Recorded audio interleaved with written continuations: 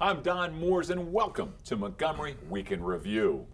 The safety record of Metro system is now a great concern to people throughout our community, especially those who depend on it for their public transportation each and every day. Brain Karem, the executive editor of the Sentinel newspapers, will report on this subject. As more and more school systems around our country sign on to the Common Core curriculum, a number of parents and educational experts are starting to express their concerns. Shirley Brandman, who comments for this program, will explain. Many groups pay close attention to what happens in Annapolis during the legislative session, and the Montgomery County Retirees Association is no exception. Fred Evans, president of the association, is here to tell us about what's happening this year in Annapolis. It has been a while since this program has focused really on what should be the capital of Montgomery County. And you know what we're talking about, Takoma Park, where half of our county council comes from. It's one of the most interesting areas of our community. And here back with us is Eric Bond of the Takoma Voice. He's going to share about what's happening in Takoma Park. Brian, welcome. Thanks, good to see you. You all have been covering this Metro. I mean, there's really no better way to call it than a fiasco. Fill us in on what's going on. Well, our headline today is that the county is still upset, county council is still upset, all those people from Takoma Park still upset with members of Metro. Members of Metro came before the county council this week and were set to explain the horrible things that have occurred on Metro, including a death in the smoke inhalation line Fountain Plaza. And we're unable to answer any questions. Today, as we tape, I should finish, today as we tape, members of the union, workers for Metro, are appearing before the Metro board and telling people that Metro is unsafe. Okay, let's talk about this. Let's step back a second, because maybe some of our viewers are not familiar with what's been going on with Metro, especially those who don't ride Metro. What's happening? You talk about safety, you talk about the smoke inhalation. Share some of this with us about what these specific concerns are. You can go back to the Red Line disaster that occurred when two trains ran into each other, about a year and a half ago, or go back to January when Barbara Glover, I believe, died at Lion Fountain Plaza. Car stopped, smoke filled a car. And imagine, put yourself in this woman's position. You're going home, and it's hard being on Metro. You're there for a long time anyway, and your last thoughts and last sights on earth are face down in a Metro car, dying of smoke inhalation. You know, there's a website people can learn more, see more about your reporting on the Metro situations, as well as everything else in the Great Sentinel. Right. www.thesentinel.com. Okay. And thanks for. But so it seems like there needs to be requirements that every so often, every year, there are inspections of the rails of the Metros. Is that not going on?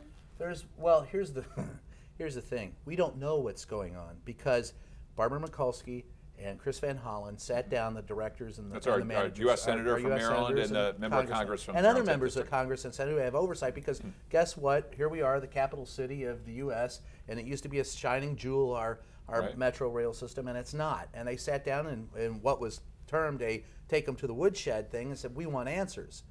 They couldn't get answers. We can't get answers. They have not provided the transparency needed for people to find out what's going on. Brian, this is crazy because when I'm riding the Metro, you know, we've got every weekend it seems that they close down stations, they close areas around for service. You have aging infrastructure, aging cars, escalators that aren't working, leaks, breaks in tracks, single tracking. But who has the ultimate say? The ultimate say is that's part of the problem. You have a quasi-government role for these that are multi-jurisdictional. Yeah, WMATA, who oversees the Metro. And that's the Washington Metropolitan Area Transit Authority. Okay. And they are the ones who govern the buses and the tracks and the trains. And the problem is you have Virginia, D.C., Montgomery County, Prince George's County, and all of them have a say in what goes on, and they really don't have strong leadership. No one has a say. No one. The manager, the one who's in charge, we called today in our editorial for their ouster. And I think they could face criminal charges for this woman's death. And I think criminal charges for neglecting the infrastructure over the last 20 years. It has been a steady decline. Instead of investing in the property, they have not. And everything is aging and falling apart. And if you are riding the Metro today, I think it's a crapshoot. You can toss a coin and decide whether or not it's safe to ride it, because your guess is as good as mine. Okay, so if I'm going to board a plane to fly someplace, right? I'd rather do that. But you, as a passenger, you're told before you're getting on that plane has been inspected before it goes in the air. What's the comparable thing that goes on for You're Metro? supposed to have annual inspections at Metro. Now, try to get the information out of Metro. They will, for example, they have a new instructional video that they just put out. Did they let anybody know about it? No, not until after the fact. They're so bad at transparency, even the good news of Metro, they don't get out. So let me ask you this too. Fire them all. There's the answer. Well, one of the themes for Metro funding, it seems, as I understand it, has been that the federal government has tried to back out, even though it's a huge issue, it's a huge benefit for getting tourists in, reducing parking and everything else. Big mistake. And then the different jurisdictions fighting over how little they can put in. I mean, isn't that part of it as well, is the uncertainty over funding? Look, it's from the top to the bottom. I mean, you want to blame Congress? Yeah, they've got a role to play in it, and they admit it. Should they back out? No. Somebody needs to step on them and step on their throats and make sure that they at least adhere to minimum safety standards. You should not ever, ever face the dilemma of being trapped in a Metro car where the smoke is filling your Metro car and you die. And how about these things that they immediately said that had to be done? After the NTSB investigation, it was determined that those people who are the conductors on the train didn't have control. They could not ventilate the smoke out of it, and they said that has to change immediately. They don't have frequencies. They don't share frequencies with first responders. They have problems with their radios. How do you run a, literally, metaphorically, how do you run a railroad? Okay, so they don't. We're not the only region, though, that uses Metro 20 Underground seconds. Railroad. Okay, so what do other places do that's better? Every place is better. This is one of the worst. I mean, name some place that's worse. You want to look at something good? Look at New York's subway system. Right, but New York was not always good. No, so it might be but good they're to look better what- now. But what did How they about do? Boston? All right. Boston's much better. All right, well, that's the last word on this part. New Yeah. York, Boston better, go ride their Don't subways. ride the Metro. That's the bottom line. It's not safe. I won't do it. Not something a lot of people can do, though. Yeah, that's unfortunately, true. to get into Unfortunately, work. you're right. I'm All right. sorry, but you're right. All right, Brian, thank you. I look forward to hearing more about this. Shirley, we go from transportation to Education. and controversy with the Common Core. Yeah. Tell us a little bit about what Common Core is and how Montgomery County is involved with Common Core. Sure. So there was an effort, within the last 10 years to say that we as a country should come together and decide on some national standards. What do we expect our kids to know when they're done with first grade, second grade, all the way through K So a lot of through this 12? embarrassment, we see South Korea and all these other countries way ahead of us. We're 16th, 20th, 50th in the world. How do we beef it up? That's part of the driver was we want really rigorous standards. We want to make sure that our kids are getting the kind of skills that are going to allow them to graduate and be ready and be competitive. Okay. So part of it was thinking about not just kind of content, but critical thinking. So there was a coming together. It was meant to be a voluntary effort. You had the National Governors Association. You had the Council on Chief School school officers, like our state superintendents who are coming together to put these together, and states could voluntarily sign on. Focused on English language arts, focused on math. The idea was to up the ante, to have really Right. high expectations, incorporate critical thinking skills. It's not just memorization, but really being able to learn and to puzzle Who through. can argue against that, Shirley? Who can argue against that? 44 states signed on initially to the concept of the Common Core, and also recognizing there is more mobility in our country. We have students who are going to be part of a more global world, Okay. so that this would work.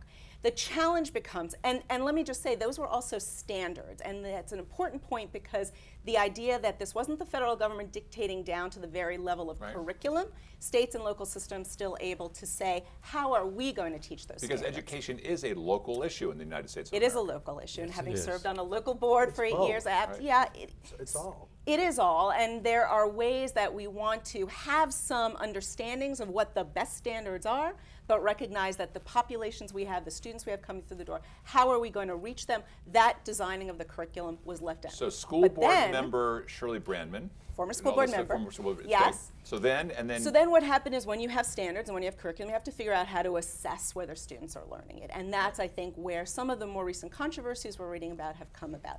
There were 2 consortiums developed to create tests, to create assessments on the Common Core. One was through the PARC, which is an acronym for a partnership for assessment to assess whether we're ready for college and career. And Maryland is part of the PARC assessment. We signed on to use those tests, and this is the first year, the 2014-2015 school year. And what you're seeing is actually this beginning of a national conversation about whether parents should be able to opt their students So out. one is Park, the other one's Drive? The other one is Smart Balance, but a different coalition. Okay. But Maryland has signed on All-wheel with drive. Okay, before- My question is, how do you, all right, you say you want to develop critical thinking. There are plenty of people who say developing tests don't necessarily, that don't do the job. But the other thing is, Common Core has been criticized quite a bit, and the words that I keep hearing, you know, it's like, no child left behind, no child left behind. So these are all really good questions. So part of what's different about the PARC assessment, and now let me just be clear, I'm bringing this for conversation. I'm not sure that I have a particular point of view here, but the idea of the PARC assessments is that they are harder because they really, it's not just fill in the bubble. You are going to write an essay, you are going to draw a graph, you are going to solve a problem. And so part of the idea is really to get to a higher level of mastery. And when people say the Common Core, this was being offered as instead of the kind of testing we did under No Child Left Behind, instead of tests that weren't worth it, let's have a really robust standard and curriculum. We have been talking about tests that are worth it for the last, let's see, how long have I been in education? 45 years. Right. And the dilemma that we continue to have is that we can't align within school systems, much less align the curriculum and all the standards as a nation, because we have traditionally been under local control. And that is a major issue in this whole process. You reconcile it by making sure that in every school, now once again, this will be a 4-hour discussion, where every school and every community has effective leadership and effective teachers, and the standards are important, but it's those people who are running and are teaching. And I need to bring this back to Shirley. We got less than a minute. I'm so sorry. So the challenge, I think, is do we really want to have? Well, so Montgomery County, part of Maryland. Right. Under Maryland, we are part of the Montgomery County. Did say, and I think the board was very vocal in saying we shouldn't have these tests count for teacher evaluations or high-stakes graduation till we work out the kinks. Absolutely. But I really think this issue of allowing parents to opt out is a challenge, because the way we know whether our kids are learning are through part of the assessments. It shouldn't be the only measure. I'm not saying any standardized test is the be-all, end-all, but it's a way of getting information. And so I think the conversation we as a community want to have is, what is this about, this idea that we're suddenly going to say, because you're right, we've been debating whether it's a good test or bad test for a long time, but this conversation about I as a parent am just going to say, I don't want my kid to do it, is a really challenging. And it also raises, I mean, too much for this, is the role of the teacher, because aren't we going to video teaching if it's just getting to the test that everybody, what is that? This will tie in whether I'm a retiree or not, so it can flow into the next discussion. But how do I, as a teacher, when Shirley comes into my class and she has certain skills, and that's the last word. Sorry. Okay. We'll be right back after these messages. We had 5 seconds. I'll continue. I'll continue.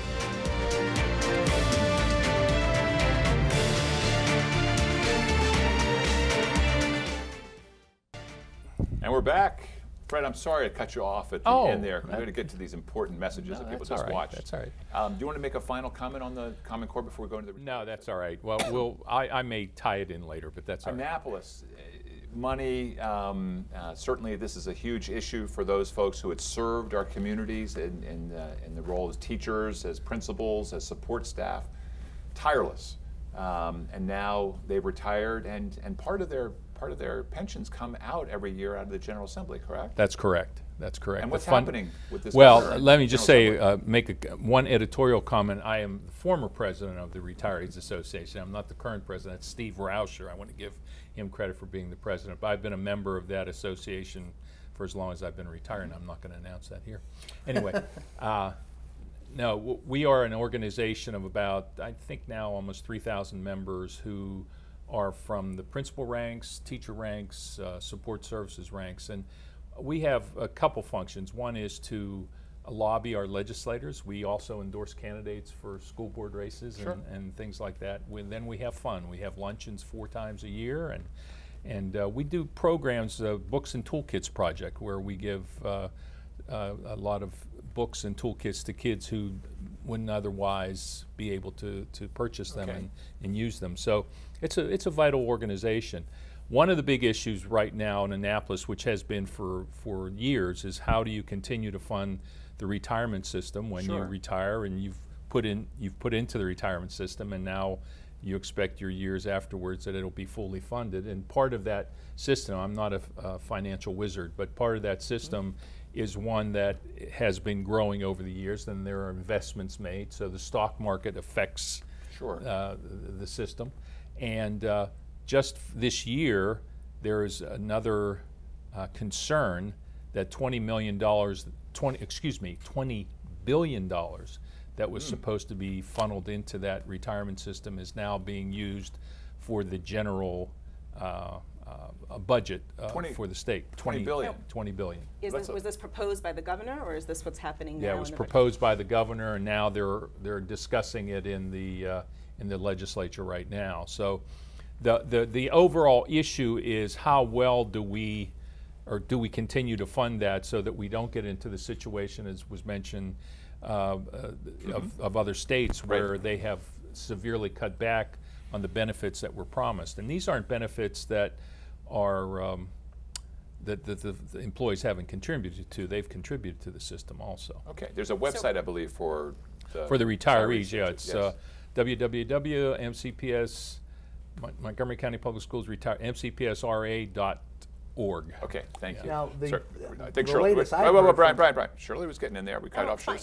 So is the justification that the investments that are made are going to grow, are going to accelerate, and that's why we don't need to feed this more? Well, that's the problem. This is almost like asking. No, I don't want to compare it to the Metro thing, but it's who are we? We've got three major persons who control the Francho. Give me the other two names. And the governor. Thank you, and the governor that oversee this funding, so they're or monitor it. And Peter Francho's from Takoma Park, so we'll talk about him now. That's exactly correct. So they monitor those kinds of things, and the issue is one of the continual funding to make sure it's vital. Well, the argument I've heard in the legislature over the last couple of weeks is, I don't know if it's going to fly, that they're going to, I mean, but what they're looking for is an alternative to find ways to cut elsewhere in the budget to continue to fund.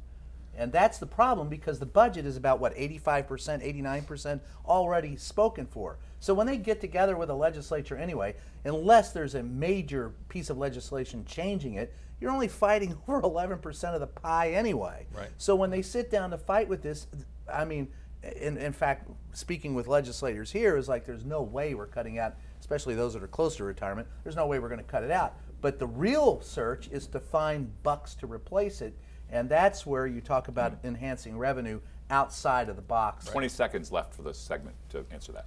Well, I would just say to anyone listening to pay attention to the entire budget issue, but one that obviously concerns those who worked for the Montgomery County Public Schools and our retirees and other governmental agencies, to pay close attention and to talk to their legislators about the issues. Morale issues for those who are currently teaching if you can't take care of the promise that you made to those teachers who came before you. Exactly. Thanks, Fred. Thank you. Look forward to having you back. Yep. Speaking of coming back, Eric Bond in the house. Good to see you, Don. Whoop, whoop. This is great. The voice of Takoma Voice. This is fantastic. Welcome back. Yep, good to see you. So share with us. I mean, when I think of Takoma Park, and maybe it's a reason you haven't been here, because Takoma Park seems to have taken over the entire county. Well, you know, we are one of the greatest, maybe the greatest empire of the modern world, and you know, which is astounding. 17,000 citizens and power-hungry people. You know, 2 square miles, and yet look at the power we're holding, and look at the power we're going to hold. You know, we have Barb Mikulski is stepping down, so of course, and we claim Chris Van Hollen. He's not from Takoma Park, but he's our congressman. He is a TP at heart. He is. He's from Kensington. And it's his appearance in the Takoma Park Independence Day Parade that got our support. So Right.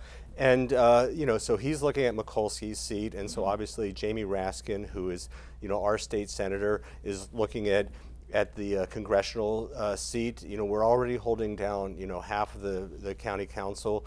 Peter Francho is right around the corner from me, and he's the comptroller, and who knows, maybe our next governor. So there's a website if people want to learn more about these these people from Takoma Park who are spreading out throughout the county and the state to control it. So we have many URLs, but Takoma.com will get you there. Remember, with a K, not a C. Takoma.com. That's for Takoma Park. And why do you think the county council? We have what, 3 members on or 4 on the county council there from Takoma. Why? I think that Takoma Park is a pretty remarkable place, and I mean, I don't know. I guess I think that our town is better than a lot of other towns, and I don't know why. It's, you know, a gateway into the county. It's close to DC, so we have a lot of policymakers who, you know, reside there, and I think, you know, they move on. They become experts in their field, and then they move into politics. I'm not quite sure exactly why. You know, one of the things that's nice about it, and I don't live in Takoma Park, but when we cover the county, Takoma Park is a nice slice of everything. I mean, it has diversity, it has places, it has very rich, it has very poor, it has moderate income, it has nice places to go. You can't compare Potomac or Chevy Chase or others to Takoma Park. We hold on to idealism. So, you know, a lot of jokes about Takoma Park, but you talk about, like, you know, the economic gulf, and that really is you know, especially during the housing bubble, that became more and more apparent as, you know, the old stock housing suddenly, you know, took on these great prices. But we have, you know, a commitment to affordable rent. So we have what is essentially rent control in Takoma Park. Half of our residents rent, and so you know, the city in a smaller area like this, you know, can function to kind of set the thermostat for the community. Actually, one of the topics I wanted to talk about today, for example, is that we're the only municipality in Maryland who is participating in the Georgetown Energy Prize, Georgetown University Energy Prize, which will mean $5 million if we win it. And it's the city is working then to reduce our emissions over the next 2 years. There's a lot of solar panels on Takoma Park houses. You're one of the centers of that. Yeah, we have a co-op for solar power. And so, you know, in a city that size, where we have, you know, the kind of control that you don't see in a lot of the county, because the county is the, you know, the seat of government, where we have a local council. And a very active one. I mean, I think that that is very true, is that at the grassroots level, for issues that are very important to people in their neighborhoods, you've got a place where you can relate to local officials. That's not true all over the democracy in practice. It is. Well, and going back to the last election, when you take a look at the participation rates for voters, Takoma Park had some of the greatest turnout of voters in the county, whereas you go to Rockville. Also some of the most hotly contested races. And some true, but I mean, you go to Rockville, they had some hotly contested races, and you have a 17% turnout, or in some precincts, 11%. That wasn't the case in Takoma Park. So they're a more active group than others. Well, and there are little things too that have to do not even with, you know, the fact that we have our own city council, which is just that we're a highly dense community. It's very walkable. So, for example, going to vote is not, you don't have to get in your car and drive somewhere. I mean, you can actually just like walk to your polling place. Before we got only about 30 seconds left. Talk about historical as well. A little bit to share coming up with birthday. April 3rd is 125 years ago we were incorporated. So it's our 125th anniversary. We have a lot of celebration going on, and you know, we were the first suburb of Washington, D.C., Takoma Park, and we have great restaurants. It's become a real restaurant town. So come on down. Food's good. Food's good. That's excellent. Lots of unique beers. Besides the voice, name one single thing that's your favorite aspect of Takoma Park? Just one word or 2 words. I can't. People. People. There you go. I go with food. People. The food. We know where you're coming from. The schools. We have great schools. Thank you all for joining me today. This has been a great show, and I want to thank all of you in the viewing audience for joining us for this week's edition of Montgomery Week in Review. I'm Don Mooers, and I invite you to join us next week at this very same time.